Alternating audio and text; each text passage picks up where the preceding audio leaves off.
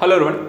उत्तर Pradesh division के अंतर्गत हम बात करने जा रहे हैं उत्तर प्रदेश के एक ऐसे क्षेत्र के बारे में जिसका इतिहास बौद्ध और जैन दोनों ही धर्मों से जुड़ा हुआ है। इन दोनों ही धर्मों के तीर्थ स्थान के तौर पर इसे देखा जाता है। यहाँ पर भौगोलिक दृष्टिकोण से हम बात करें तो राप्ती और सरयू जैसी नदियां बहती हैं। साथ ही यहाँ पर देखा जाए तो आपको महाजनपदों में से एक कोशल महाजनपद की राजधानी भी हुआ करती थी। वर्तमान समय की स्थितियों पर नजर डालें तो यहाँ पर अडानी के द्वारा एक लॉजिस्टिक कृषि केंद्र यहाँ पर बनाए जा रहे हैं। क्या आपको पता है हम किस क्षेत्र के बारे में बात करने जा रहे हैं? अगर नहीं तो आज हम यहाँ पर इस क्षेत्र के बारे में डिटेल से समझेंगे। हम बात करेंगे उत्तर प्रदेश के देवीपाटन मंडल के बारे में। देवीपाटन मंडल के बारे में अगर आपने पढ़ा है तो यहाँ पे काफी कुछ ऐसा है जो आपको पता होना चाहिए। ये देवीपाटन मंडल देखा जाए तो ये राज्य के पूर्वी भाग में स्थित है। ये 4 जिलों से मिलकर बना है जिसमें गोंडा, बहराइच, बलरामपुर और श्रावस्ती जिले आते हैं। इन सभी जिलों की यहाँ पर अपनी एक विशेषता है, अपना एक इतिहास है, अपनी एक संस्कृति है। आइए हम इन्हीं के बारे में एक एक करके आइए समझते हैं कि क्या विशेष बनाता है इस क्षेत्र को, और हर एक जिले में देखा जाए तो अपनी किस तरीके की खासियत और यहाँ पर उसका पर्याय बने हुए हैं।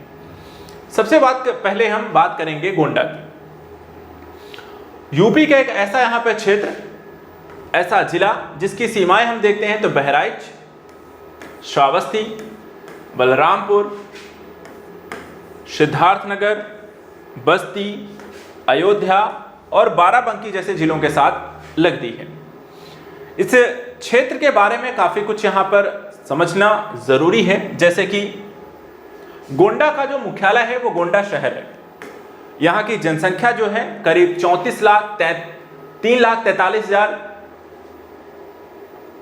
3,919 है। लिंगानुपात की बात करें तो 922 है। कुल साक्षरता दर देखा है तो 58.71 है, जिसमें पुरुषों की 69.41% है, महिलाओं की 47.09% है। खाद्य प्रसंस्करण जो है यानी कि जो दालें हैं यहाँ की वन जिला वन उत्पाद है। इतिहास क्या है इस क्षेत्र का, तो यहां पर हम देखें तो पृथ्वीनाथ मंदिर है। यह मंदिर जो है वास्तुकला के दृष्टिकोण से सबसे अच्छा उदाहरण है कि यहां पर विश्व का सबसे ऊंचा शिवलिंग बनाया गया है, जिसकी स्थापना द्वापर युग में पांडवों के वनवास के दौरान भीम के द्वारा की गई थी।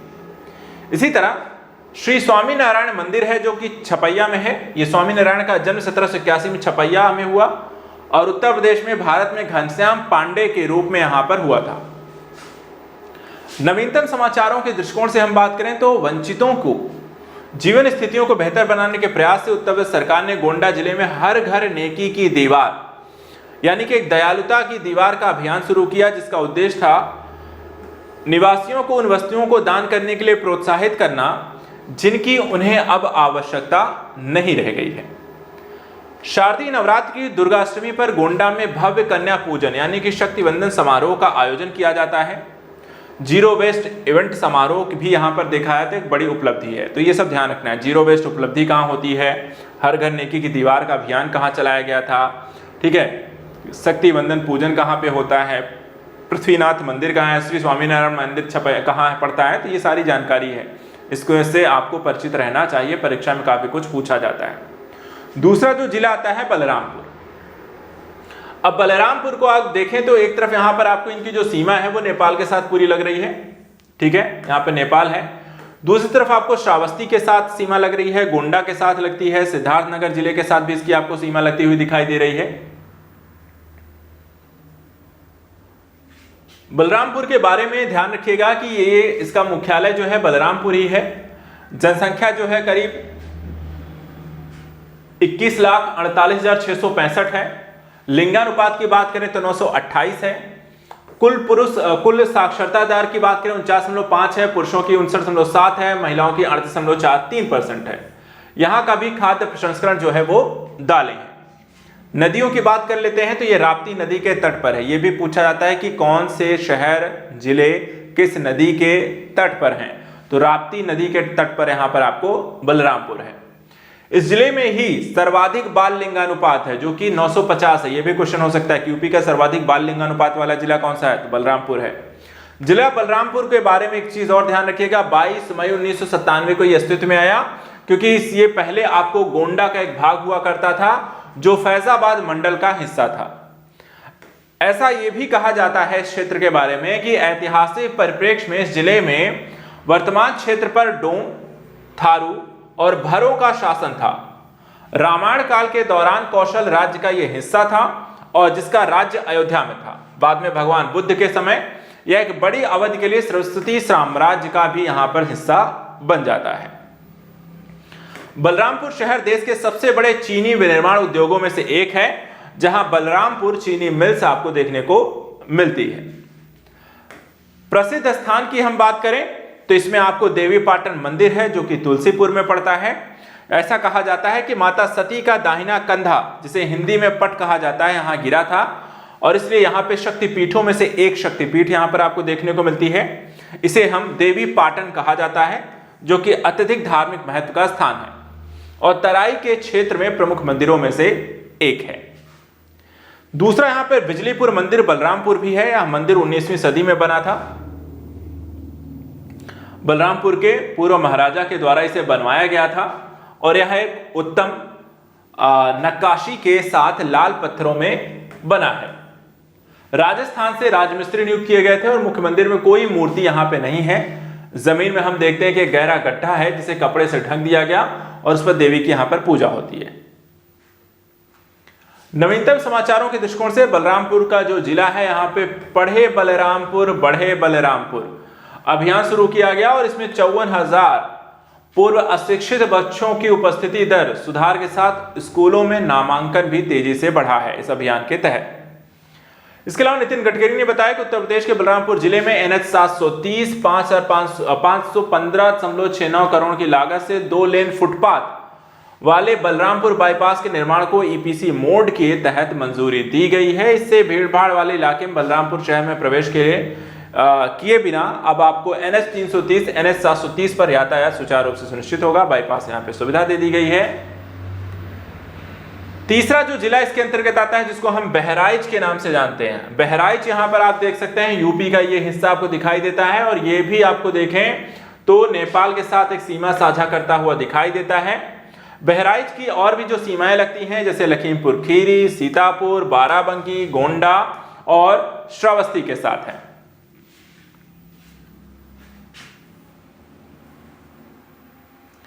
बहराइच के बारे में यहां पे ध्यान रखिएगा, इनका मुख्यालय जो है बहराइच में ही पड़ता है।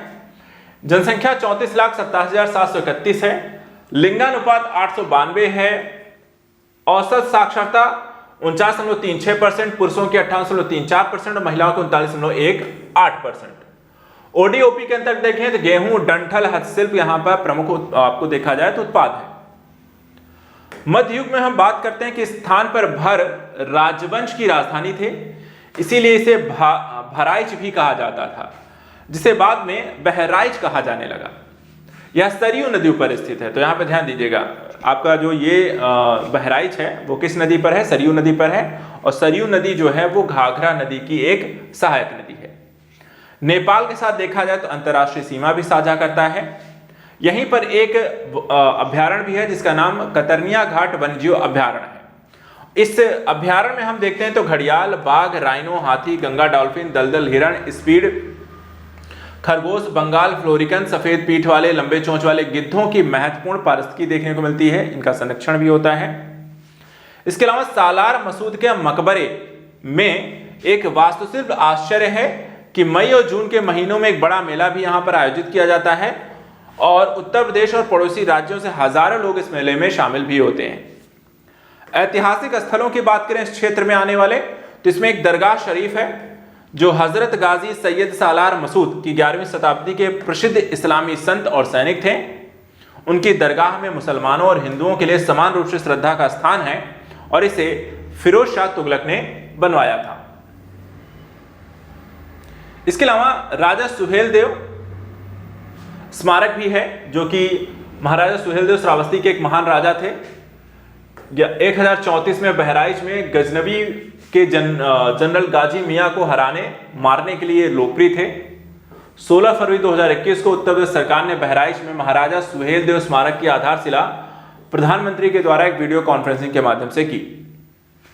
नवीनतम समाचारों में ध्यान रखिएगा कि तराई क्षेत्र में कृषि की व्यापक संभावनाओं को ध्यान में रखते हुए अदानी समूह ने बहराइच में ही कृषि और लॉजिस्टिक हब विकसित करने के लिए 1800 करोड़ रुपए का यहां पर इस क्षेत्र में निवेश किया है।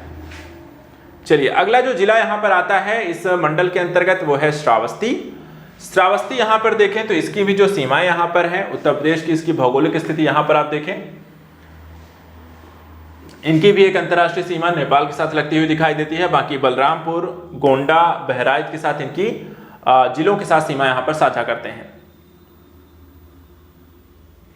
इसके अतिरिक्त श्रावस्ती का जो मुख्यालय है वो है भिंगा। 11,17,361 यहाँ की जनसंख्या है, जबकि लिंगानुपात 881 है। साक्षरता काफी कम है, मात्र 46.74% है। पुरुषों की 57.16%, महिलाओं की 34.78%। आदिवासी शिल्प यहाँ का प्रमुख उत्पाद है। यह उत्तर प्रदेश का उत्तर पूर्वी जिला है जो कि राप्ती नदी के पास स्थित है। तो यह भी देखा जाए तो राप्ती नदी के पास स्थित है। भगवान बुद्ध के जीवन से गहरा इनका संबंध है। साथ ही साथ देखा जाए बौद्ध तीर्थ यात्रा के साथ साथ जैन तीर्थ यात्रा के लिए मुख्य स्थलों में से श्रावस्ती एक है। 6वीं शताब्दी ईसा पूर्व से 6वीं शताब्दी ईस्वी के दौरान श्रावस्ती आपकी कोशल साम्राज्य की राजधानी भी हुआ करती थी। श्रावस्ती पश्चिमी राप्ती नदी के तट पर यानी कि राप्ती नदी के पश्चिमी तट पर स्थित है। स्मारक और वास्तुकलाओं की अगर हम बात करें तो यहां पर आपको